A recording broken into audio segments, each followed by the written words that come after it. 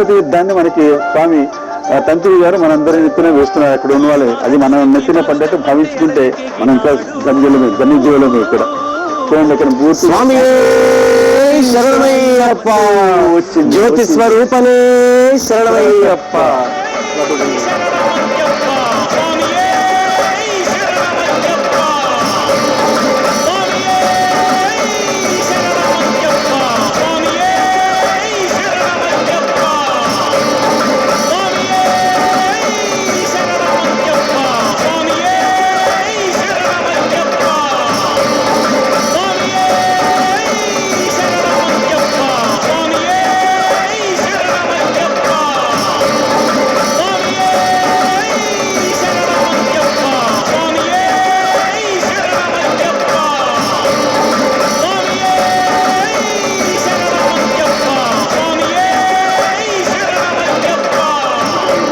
మీకు దర్శనం ఇస్తున్నాను, తగ్గ 3 సార్లు దర్శనం ఇస్తారు స్వామి.